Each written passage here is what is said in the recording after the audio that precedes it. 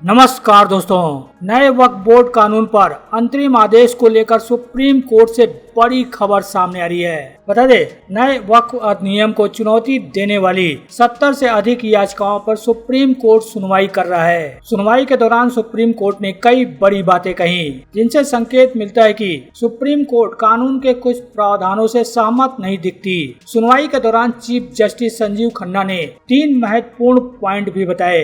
इन महत्वपूर्ण निम्नलिखित निर्देशों के साथ अंतरिम आदेश पारित करने का प्रस्ताव रखा। बता दें, वक्फ कानून पर भारत के मुख्य न्यायाधीश सीजेआई संजीव खन्ना की अध्यक्षता वाली 3 जजों की बेंच सुनवाई कर रही है। सुनवाई के दौरान सीजेआई खन्ना ने कहा कि वक्फ बाय यूजर को गैर अधिसूचित करने के बहुत गंभीर परिणाम होंगे। सीजेआई ने कहा कि अधिनियम के कुछ प्रावधानों के गंभीर परिणाम हो सकते हैं। सीजेआई ने कहा, एक तरफा रोक के संबंध में हमारे पास कुछ अधिकार हैं। उन्होंने स्पष्ट किया कि आमतौर पर कोर्ट विधायिका द्वारा पारित कानून पर प्रवेश स्तर पर रोक लगाने से बचती हैं, लेकिन इस मामले में कुछ अपवाद है। सीजेआई संजीव खन्ना की अध्यक्षता वाली 3 जजों की बेंच ने इस पर 3 मुख्य चिंताएं बताई। लाइव लॉ की रिपोर्ट के मुताबिक नए कानून में सरकार को यह हक दिया गया है कि वह वक्फ घोषित हो चुकी संपत्तियों को डीनोटिफाइड यानी वक्फ से मुक्त कर सके। विरोध कर रहे लोगों का तर्क है कि इससे ज्यादातर वक्फ की जमीन छीनने का रास्ता सरकार को मिल जाएगा। इस पर कोर्ट का रुख क्या रह सकता है? अंतरिम आदेश में हो सकता है कि कोर्ट कहे कि जिन संपत्तियों को न्यायालय ने वक्फ घोषित किया है उन्हें डीनोटिफाइड नहीं किया जाएगा, चाहे वह वक्फ बाय यूजर हो या नहीं। दूसरा जो पॉइंट बताया गया है, नया कानून कहता है कि वक्फ को चलाने वाली केंद्रीय वक्फ परिषद और राज्य वक्फ बोर्डों में गैर मुस्लिमों की नियुक्ति की जा सकती है। ज्यादातर लोग इसी बात का विरोध कर रहे हैं। उनका तर्क है कि दूसरे धर्म के लोगों को क्यों जगह नहीं दी जाएगी। दूसरे पॉइंट पर कोर्ट का रुख क्या रह सकता है? अंतरिम आदेश में हो सकता है कि कोर्ट कहे कि वक्फ बोर्ड और वक्फ परिषद में केवल पदेन सदस्य गैर मुस्लिम हो सकते हैं, बाकी सभी सदस्यों को मुस्लिम होना आवश्यक होगा। तीसरा जो पॉइंट बताया गया कि नए कानून में जिला के कलेक्टर को वक्फ प्रॉपर्टी पर फैसला लेने का हक दिया गया है। बाद में उसे चैलेंज किया जा सकता है, लेकिन विरोध करने वालों का तर्क है कि इससे कलेक्टर जब चाहे वक्फ की जमीन छीन सकता है। इस पर कोर्ट का रुख, कलेक्टर जांच की कार्रवाई जारी रख सकते हैं, लेकिन कानून की यह धारा जिसे नए कानून में लागू किया गया है फिलहाल प्रभावी नहीं होगी। सुप्रीम कोर्ट इस धारा पर रोक लगा सकता है। सीजेआई ने कहा कि केंद्र वक्फ कानून में संशोधनों के माध्यम से अतीत को फिर से नहीं लिख सकता। वह नए अधिनियम के तहत उन संपत्तियों को गैर अधिसूचित करने के दायरे का जिक्र कर रहे थे जिन्हें बहुत पहले वक्फ घोषित किया जा चुका है। चीफ जस्टिस ने सॉलिसिटर जनरल से यह भी कहा कि वक्फ बाय यूजर को लेकर वास्तविक चिंता है। आप ऐसे वक्फ बाय यूजर को कैसे पंजीकृत करेंगे जो लंबे समय से वहां है? उसके पास क्या दस्तावेज होंगे? इससे कुछ चीजें खत्म हो जाएंगी। उन्होंने कहा कि हाँ, कुछ दुरुपयोग है, लेकिन कुछ वास्तविक भी है। सीजेआई ने अपने पॉइंट में कहा कि कई शताब्दियों से मौजूद वक्फ बाय यूजर संपत्तियों को कैसे रजिस्टर्ड करने के लिए कहा जा सकता है। सीजेआई ने जामा मस्जिद दिल्ली का उदाहरण दिया। अगले पॉइंट में उन्होंने कहा कि क्या यह कहना उचित है कि जब तक सरकार का अधिकृत अधिकारी इस विवाद की जांच पूरी नहीं कर लेता कि यह सरकारी संपत्ति या नहीं, तब तक किसी संपत्ति को वक्फ नहीं माना जाएगा।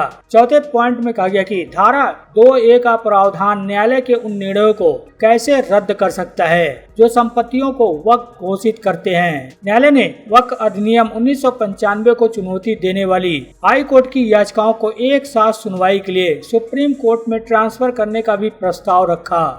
वक्फ बोर्डों में गैर मुस्लिमों को शामिल करने पर सीजेआई ने मेहता के इस तर्क पर आश्चर्य व्यक्त किया कि अगर इसके खिलाफ तर्क स्वीकार किए जाते हैं तो बेंच मामले की सुनवाई नहीं कर सकती है। Solicitor general Tushar Mehta bench में 3 जजों की हिंदू पहचान का जिक्र कर रहे थे। उस पर चीफ जस्टिस संजीव खन्ना ने हैरानी जताते हुए कहा कि क्या जब हम यहाँ बैठते हैं तो हम अपना धर्म नहीं देखते हैं? हमारे लिए दोनों पक्ष समान हैं। आप इसकी तुलना जजों से कैसे कर सकते हैं? फिर हिंदू बंदोबस्ती की सलाहकार बोर्ड में गैर मुस्लिम क्यों नहीं होते? तुषार मेहता ने स्पष्ट किया कि तर्क बेंच पर निर्देशित नहीं था, बल्कि केवल कुछ याचिकाकर्ताओं द्वारा उठाए गए तर्क के बेतुकीपन को रेखांकित करने के लिए था।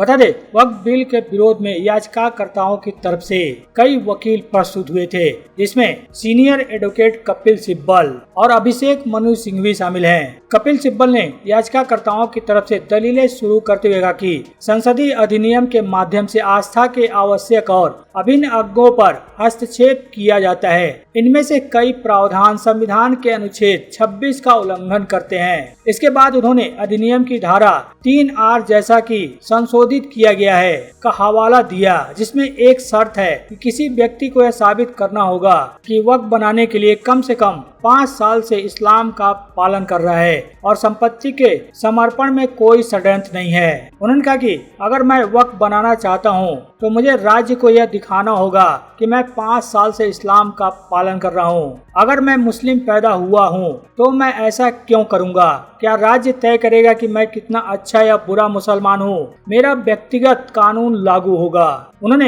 वक्फ बाय यूजर की चूक पर भी सवाल उठाए। कपिल सिब्बल ने पूछा कि आप कौन होते हैं यह कहने वाले कि वक्फ बाय यूजर नहीं हो सकता।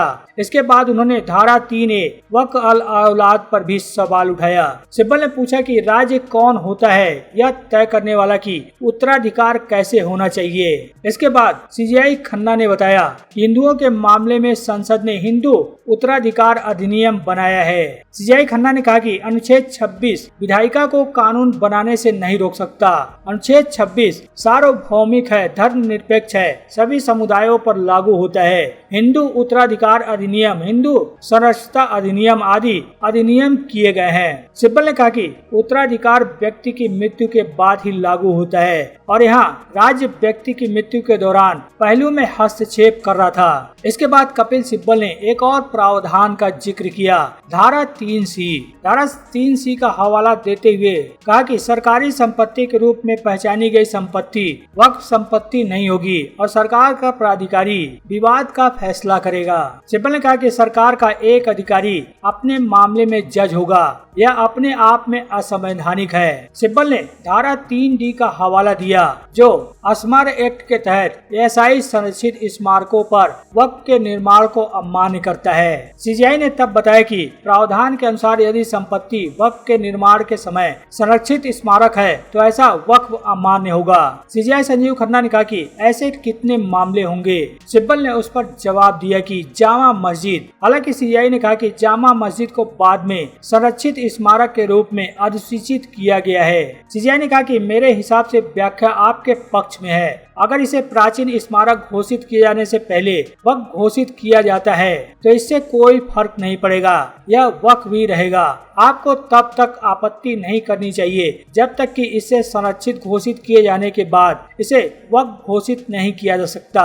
उन्होंने कहा कि अधिकांश स्मारक प्राचीन मस्जिदें इस धारा के दायरे में नहीं आएंगी। इसके बाद कपिल सिब्बल ने धारा 3E का भी हवाला दिया जो अनुसूचित जनजातियों की संपत्ति पर वक्फ के निर्माण पर रोक लगाती है। CJI ने तब पूछा कि क्या ऐसे कानून मौजूद नहीं है जो आदिवासी सदस्यों की संपत्तियों के हस्तांतरण पर रोक लगाते हैं, जिस पर सिब्बल ने कहा कि ऐसे कानून आदिवासी संपत्तियों को आदिवासी सदस्यों को हस्तांतरित करने पर रोक नहीं लगाते।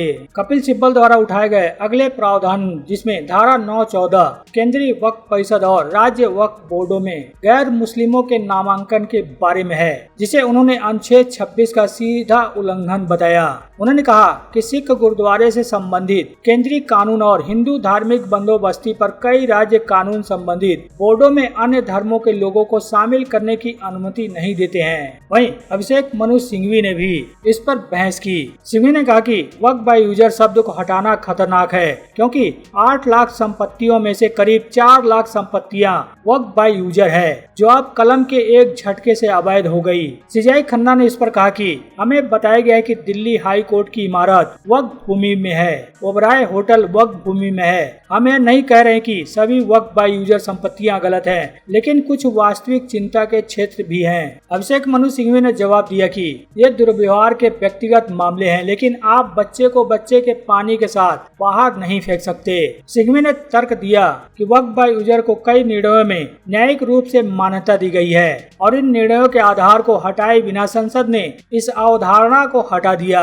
सिंघवी ने संशोधन अधिनियम पर रोक लगाने का भी अनुरोध किया।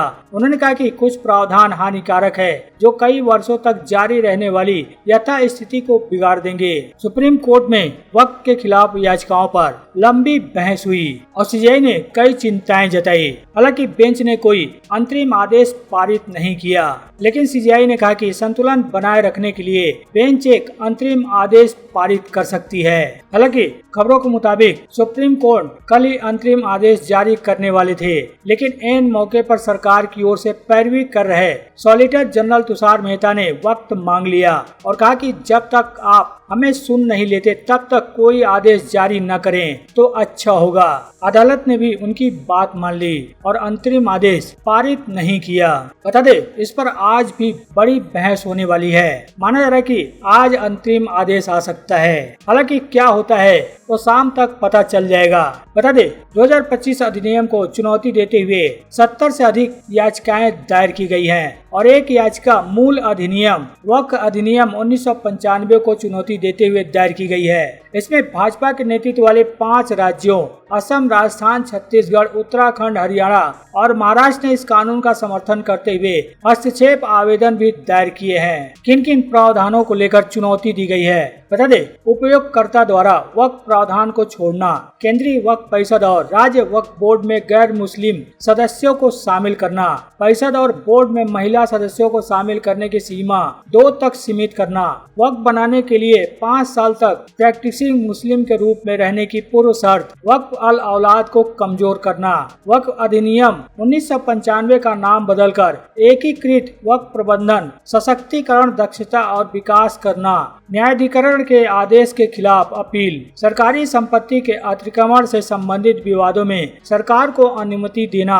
वक्फ अधिनियम पर सीमा अधिनियम का लागू होना, ऐसाई संरक्षित स्मारकों पर बनाए गए वक्फ को अमान्य करना, अनुसूचित क्षेत्रों पर वक्फ बनाने पर प्रतिबंध आदि कुछ ऐसे प्रावधान हैं जिन्हें सुप्रीम कोर्ट में चुनौती दी गई है।